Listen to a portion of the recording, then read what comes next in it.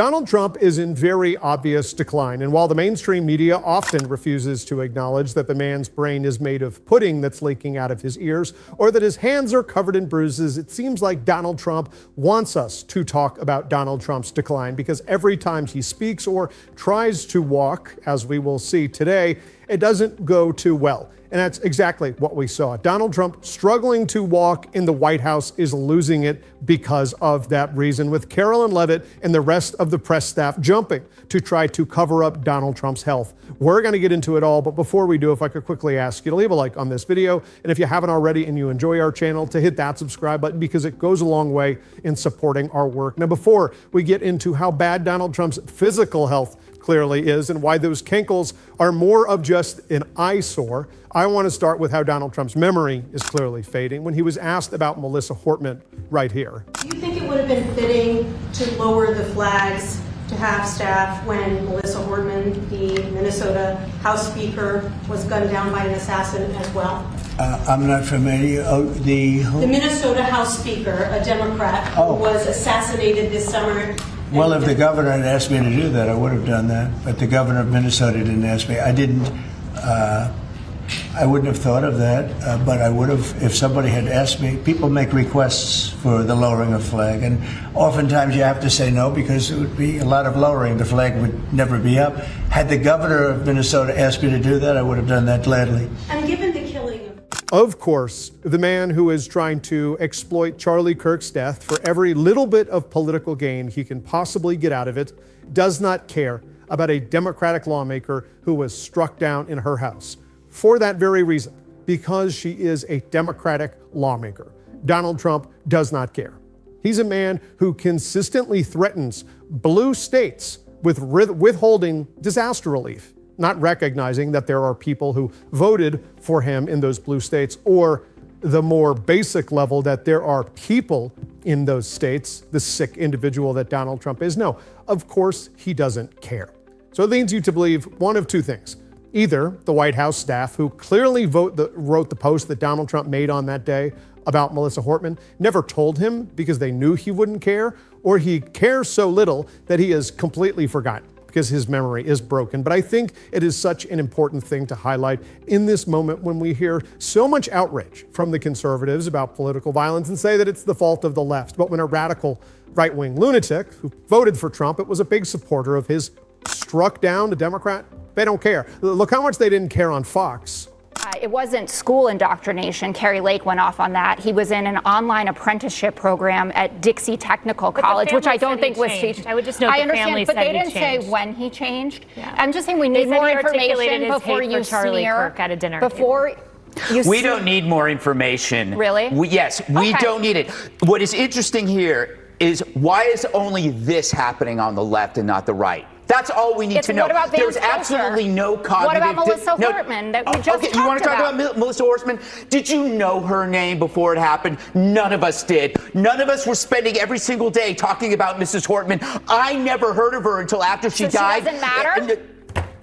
Don't play that bullshit with me. You know what I'm saying is there was no demonization, amplification about that woman before she died. It was a specific crime against her by somebody who knew her. The same. Now you could bring up Josh Shapiro, but then you will not bring up, for example, that was a pro-Palestine person. So don't use your. What about this? The fact of the matter is the both sides argument not only doesn't fly. We don't care. We don't care about your both sides argument. That shit is dead. For one, it is a sickness that these people have. And I hate to speak in those terms right now in the moment that we're in, but it's very, very difficult for Greg Gutfeld to tell me that I need to lower the temperature as his colleague Jesse Waters calls for a civil war. And Brian Kilmeade says that we need to euthanize homeless people. It's very difficult for that cast of shitheads to tell me it is my fault or it is your fault, when not only have we condemned political violence and every action that has happened, I remember doing it very loudly on January 6th, and you all moved on from that, but we've done it in our lives, in our actions, and how we vote against the policy failure that is the epidemic of gun violence, which clearly The hosts at Fox, they don't seem to care about. These people don't care. They refuse to acknowledge anything that breaks with their fake worldview. And one of those things is Donald Trump's clearly deteriorating health, which the White House is now freaking out over because this stumbly bumbly video has caught a lot of people's eyes. White House calls Trump's wildly veering walk perfect. President Donald Trump appeared to veer widely as he attempted to make a short walk to board Air Force One ahead of his British state visit. The president, 79, was heading from Marine One to his presidential plane at Joint Base Andrews on Tuesday when he began diverging to the left as the First Lady Melania Trump charted a straight path. POTUS, whose ankles, hands, and face have been in the spotlight, went so far off in one direction at one point that Melania disappeared out of shot as news cameras followed Trump's movements. He made it up the steps and into the plane, stopping briefly for a fist pump and a few signature pointing gestures. White House firebrand comms chief Stephen Chung sent a foul-mouthed response when approached for comment about Trump's walk. "You must be effing blind or stupid, because that was a perfect walk," he told the Daily Beast. It is the third time in recent weeks his wobbly walk has been captured and capturing attention. With his zigzagging dash across the red carpet he rolled out for Russian President Vladimir Putin in Alaska last month, coming just days before a video appeared to show the president struggling to move his legs with any fluidity during a golf trip. During the outing, alongside former Major League Baseball pitcher Roger Clemens and his son Casey at Trump National Golf Club in Virginia, the president appeared to drag his right leg behind him as he moved. He's dragging that right leg again, and he can't walk in a straight line, Ben Meiselas of Midas Touch said, reviewing the video.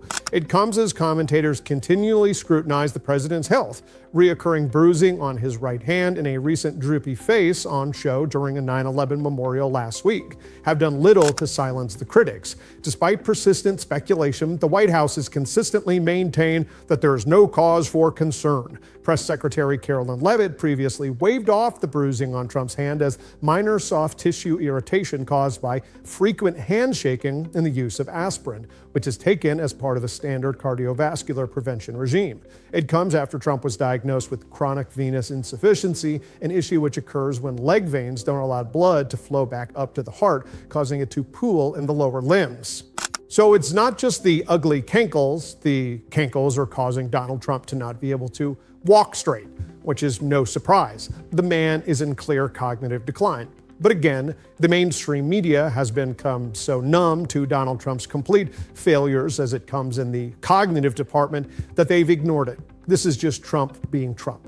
And it really speaks to a larger problem we have, the way the politics is covered in the media, when the smallest little Twitter account associated with anything that is liberal or progressive can be blown out of proportion by the right to completely represent our party. While Donald Trump can declare literal war on Chicago, and yet we can't get anyone to believe in the mainstream media that it's appropriate to say, yeah, maybe Donald Trump isn't anti-war. And maybe Donald Trump is the one raising tensions at this time. It's the reason why the right feels so comfortable to blow up any attack possible against transgender Americans. We're seeing it right now. The speculation, recent reporting from the FBI, which at times I am hard-pressed to trust, is saying that the alleged assailant of Charlie Kirk had a partner who was trans, who is, by the way, fully cooperating with law enforcement. That same individual, according to texts that we've received from law enforcement, was shocked at the action their alleged partner took. They were shocked and disturbed. They didn't egg it on. They weren't the one supporting the motive. They were shocked and disturbed and are now working with law enforcement. So the only possibility of a trans person in this story is someone shocked and disturbed at political violence now cooperating with the government to make sure it stops and investigated. And Republicans are attacking them and attacking the whole trans community. We've seen them say this person needs to be eradicated. After this nonsense narrative was pushed that somehow the bullets were trans, Nancy Mace was screaming bigoted remarks, slurs on the floor of Congress and outside the Capitol, saying that we need to do away with this disgusting ideology, as she calls it, refusing to acknowledge the literal existence in humanity of people who are the target of political violence on a day-to-day basis. They don't care for their safety, of course, because they refuse to acknowledge them, because these Republicans are disgusting people. That's what Nancy Mace was doing. Next day, we find out it's a white guy and we need to get Jesus in our lives to make sure that we can forgive him. That is the picture that they paint. That's the picture that the mainstream media allows them to paint, to define these narratives. And it's bullshit. It is that we allow our corporate media outlets to dictate the terms of this conversation. Well, we're certainly not going to allow that to happen. And someone who stays active online and making sure that the conversation is dictated correctly, Senator Chris Murphy had a lot to say about Charlie Kirk that I think is important right now. The shooting of Charlie Kirk could have been a line in the sand for this country. It was a tragedy that could have led the whole country to come together to do whatever is necessary to confront and stamp out political violence. But President Trump, predictably, and his allies, they've chosen a different route, and we need to talk about the seriousness of what might be coming in this country. First, let's be clear. There have been attacks on both Democrats and Republicans. The attackers have been radicalized by both the right and the left. But Trump and his anti-democratic, small d, allies, they see an opportunity to exploit the murder of Charlie Kirk and use it as an excuse to destroy his political opposition. I want to show you some of the rhetoric that's been ramping up from Trump lieutenants. Here's Stephen Miller the other night. We have to dismantle and take on the radical left organizations in this country that are fomenting violence. That was the last message that he sent me. You want us to live in fear? We will not live in fear, but you will live in exile. And this is a post from Trump whisperer Laura Loomer. She says, incredibly, I want the right to be as devoted to locking up and silencing our political opponents as they pretend we are. And here's Trump himself talking about bringing charges against maybe the most significant of his political opponents, the Soros family, for doing nothing other than supporting political opposition to the president. Listen, it's all lies. Again, we've seen violence on both sides. Frankly, if we're counting, there actually is more violent radicalization happening on the right than on the left. But MAGA just sees this as an opportunity to do what they've always wanted to do, use the legal system that they control to destroy opposition to Trump so that he and his allies can rule uncontested. That's why they put sycophants rather than qualified law enforcement officials in charge of the Department of Justice and the FBI, so that when the moment came, they could just move to shut down Democratic groups or arrest or harass Democratic leaders. This is part of the totalitarian playbook. Leaders who want to destroy democracy, who want to stay in power forever, they paint their political opponents as terrorists or as instigators of violence, and then they use a legal system that they've rigged to destroy dissent. Now, I hope I'm wrong, but if I'm not, we need to mobilize and organize right now. If you're not part of a protest group, join one. If you have money to donate to groups that are protecting democracy, do it. The most aggressive moves yet to try to silence Trump's political opposition might be coming fast, and we need to be ready. I think Senator Murphy is speaking to this moment in a very important way. I also think that a clip that I played the other day of a pastor speaking about how he was shocked that so many would disregard the vile bile spilled by Charlie Kirk in his life in favor of seemingly eulogizing this man. And the more we learn, the more we understand, the more the authorities share, does not change the fact that political violence in this country is something that has always been condemned and fought back against by the left, and something in the era of Donald Trump that has been encouraged and mocked by the right.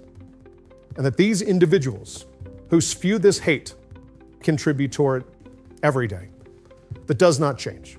I refuse to be a person silenced, kowtowed into saying that that's not allowed anymore. That we have to be quiet and respectful of someone who incited nonstop harassment of black people for existing, of trans people for existing, of immigrants for existing. You want to talk about political violence? Look what Donald Trump does to immigrant communities every single day. This is not, as many would say, not who we are. This is exactly who we are, but some of us want to change it. And I'm going to talk about that every single day on this show. I will not be silenced. We're going to speak out. And if you want to support that, as always, you can hit that subscribe button, leave a like on this video. If you stuck around to the end, drop a blue heart in the comments. And if you want something to relax a little bit today, some more fun, enjoyable video, I had a great interview with Governor Wes Moore. There's a lot of fun that you can watch right here. Do not let him silence you. Keep on fighting back. Until next time, I'll see you soon.